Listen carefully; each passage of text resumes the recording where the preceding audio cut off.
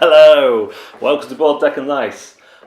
Today we are reviewing the card game Bloodborne. In fact, to give its correct title, it is Bloodborne, the card game.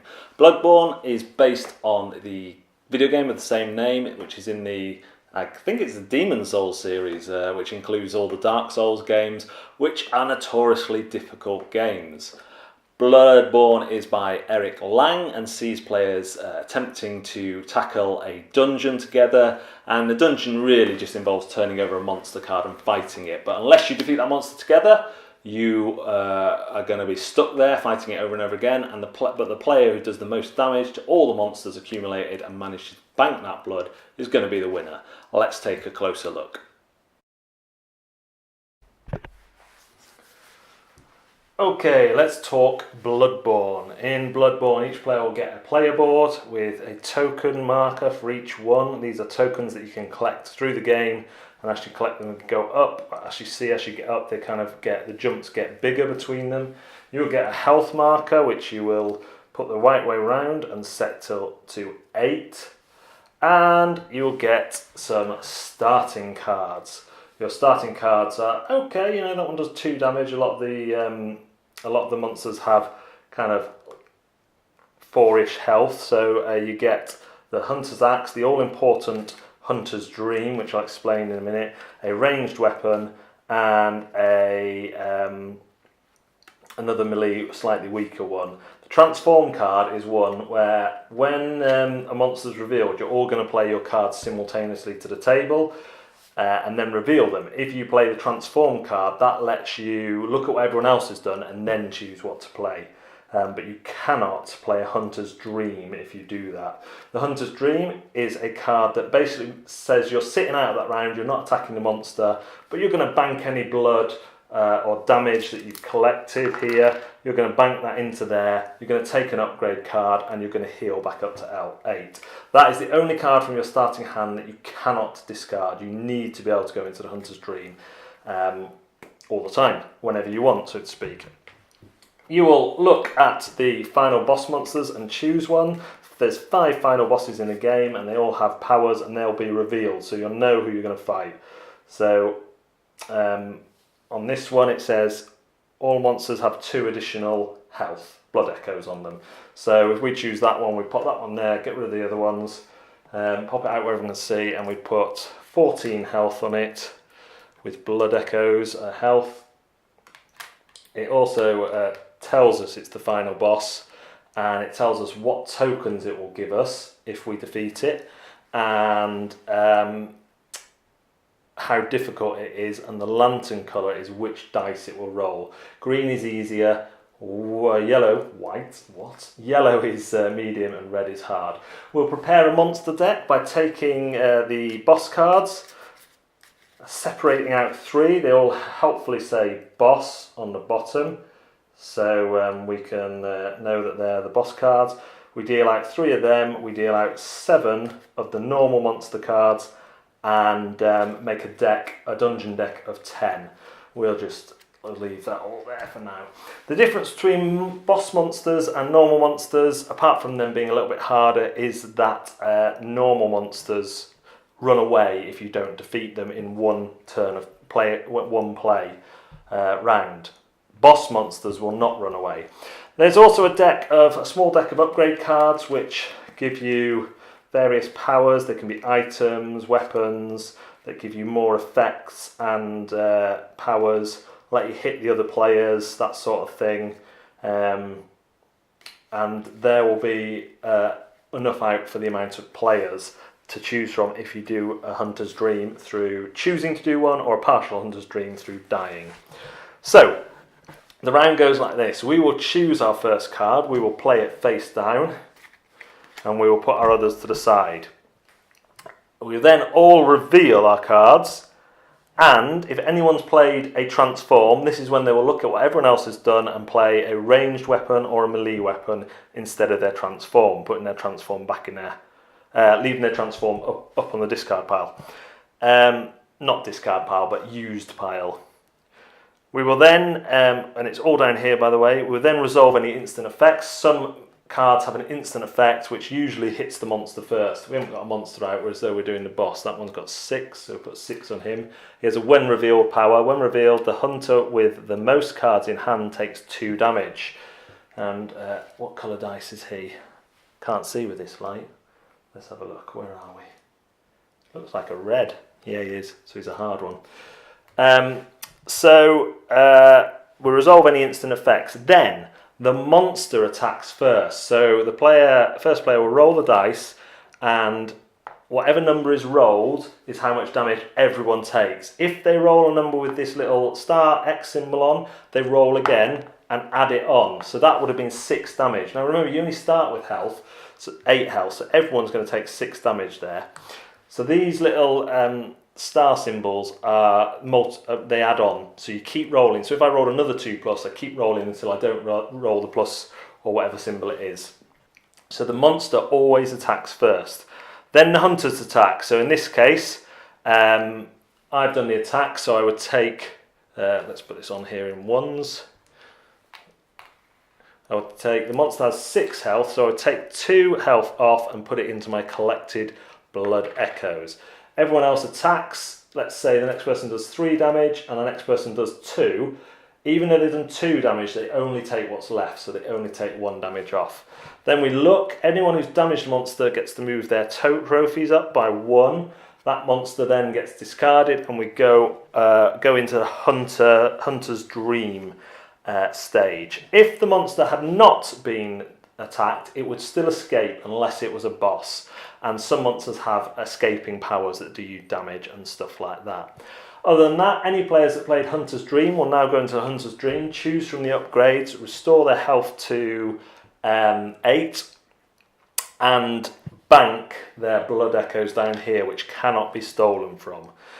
Now, it's worth saying, because we took a meaty 6 damage on the first round there, the next round is going to be very difficult because the monster attacks first. So if we get another red monster out, we could die and lose these collected blood echoes, because if you die before collecting them, they go. You still get to upgrade, you still get to heal, but they're gone. Next round we'll have to choose a different card, as every card we've played stays out until we do the Hunter's Dream. So that's something else that happens during Hunter's Dream. You pick up all the cards you've played. So we'd only have these to choose from, and everyone else has got the same starting cards, so they know what we've played and what we might play next. You do this until you get to the final boss. Remember, bosses don't run away, you just keep fighting them until you defeat them. Once you've defeated the final boss, you count up who has the most banked blood echoes, and any collected blood echoes at that point count. You add on how many trophies they've managed to get, and the person with the highest score wins. Okay, so I haven't played the video Bloodborne, but I have played Dark Souls 1 and 2, and I'm terrible at them, and I've almost got off level 1, but I do really enjoy them for some reason. I think that's called being a sado masochist, maybe. Let's not venture into areas I'm not an expert on. But I like Bloodborne a lot. I like the slow burn deck build of it. Every card that you add into your deck has to be considered carefully, because you only have 7 cards to choose from. Once it's played from the table, it's going to be there till you take that Hunter's Dream action or get killed. And so your adding to your deck has to be really considered. Also, you're not going to get a huge amount of opportunities to add cards to your deck, because if you go through the game at breakneck pace and defeat every monster you come across, that's 9 monsters before the boss. Assuming the boss takes a couple of rounds to take down, you may get 3 or 4 options to add cards to your hands. If you're really bad and keep dying, you'll get more. But yeah, you're not going to have a lot of opportunity to add cards, so it has to be a really considered thing. A lot of people ditch the transform card, which lets you play that and then wait and see what everyone else does and then change your card for another one. But that can be fairly valuable, especially if all your other cards are heavy hitters. I like the Hunter's Dream system, that once you've taken blood echoes from a monster and stored them in your collected pile, you then have to decide, have I got enough health for this next encounter, or do I want to bail on my teammates, that might mean that they don't defeat the monster and it runs away. But actually that might be good for me, because then they won't get trophies and get up on that trophy track. So I really like that decision. And sometimes if you're, depending on turn order, you can be a bit clever with that. So I really like that choice to do the Hunter's Dream, and that you get to bank, which at the end of the day, banked blood is what's going to score, unless you're on the last round, of course, and you get a load of collected blood just as you kill the monster. That will also count. So I like all those things. I like that a lot of the weapons damage your teammates, or do hindrance to them, or change the order in which you attack. So the player who went beefy with their big melee weapon misses because you played an instant effect weapon and got the hit in first, and there's no more blood for them to collect. I like the trophy system. It just adds a little bit extra to think about when scoring. Anyone who collected blood from this monster gets this trophy, so you might only get 1 blood, but you might get a trophy, and if you can get all those up to near 8, near the end, where there's a big jump in points, then that's going to be a good strategy. I was surprised when I opened the box at how little there was in there in terms of cards. I thought there would be a big beefy upgrade card stack, a big beefy stack of monsters.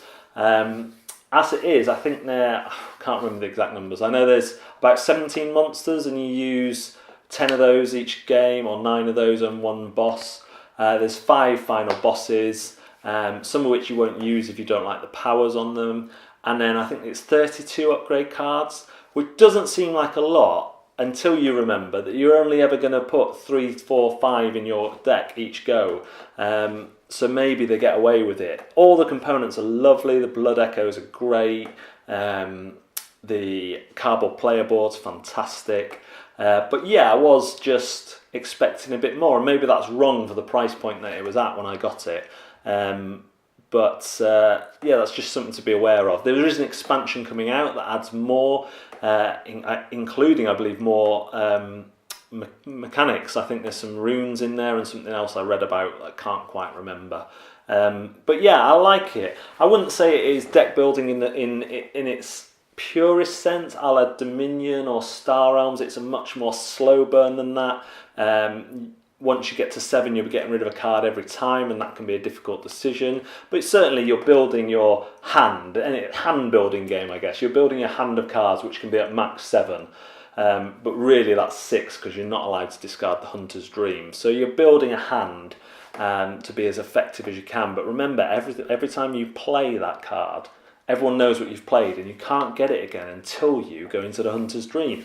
So you have to, it's easier, if there were loads and loads of cards in it, it would be harder to remember what cards the other players have taken and try and predict what they're going to do. The game also encourages table talk and betrayal. You can say to someone, well, if we both play our axes, we'll do 2 damage each, we'll hit it for 4 and it'll be dead, and that'd be perfect. And they go, yeah, that'd be good. And then you do Hunter's Dream, run away, and they get killed. And that is really funny, really annoying for them, but then they're going to have chances to get you back. And I have found the game better with groups where there is that table talk. What are we going to do? Whether you agree, whether you disagree, whether you then change your mind without telling anyone. It all adds to the fun and the theme of Bloodborne. So, intimidation factor. Yeah, on this one it's a little bit different, a little bit. There's bits to get your head round. The fact that you're working together but not. The fact that you have to bank stuff. You've also got these trophies. There's quite a few icons. They're easy enough, but there is a level of intimidation there, especially if someone's new to board gaming. Someone who's played deck builders, I would say there is a little bit of a learning curve, because it is different in the sense that it's very slow burn. Rulebook is good, but again, is it good? I found some of the ideas harder to grasp than others. The Hunter's Dream, what you do if you get killed when you've got the Hunter's Dream out, it is actually answered in there, but some of them aren't as highlighted as I would expect. So yeah, good, not amazing, not terrible. But I have a lot of fun with this one, particularly in the right group where there's going to be table talk. It works well with 3, Better with more, up to the 5 players I think is the best, but 3 is perfectly good. And this is a game that I have in my collection. I have added to my collection, and I will be keeping in my collection. If it were just a 3-player game, maybe not so much, but I think it's different enough from my deck builders. Funnily enough, there's traditional deck builders that I've exited from my collection that I might have enjoyed more than this, but this was so different that I felt it was worthy to have in there. That sounds a bit weird, but that's the way it is. What you're going to do. So that is Bloodborne, the card game from Eric Lang and Call Me or Not. I really like it. I think it adds something different. And if you like deck building games, slow pace, stabbing your mates in the back, cutthroat cabins but a lot faster, then this is a great game for you to pick up. Thanks very much for watching Board Deck and Dice. We will see you next time.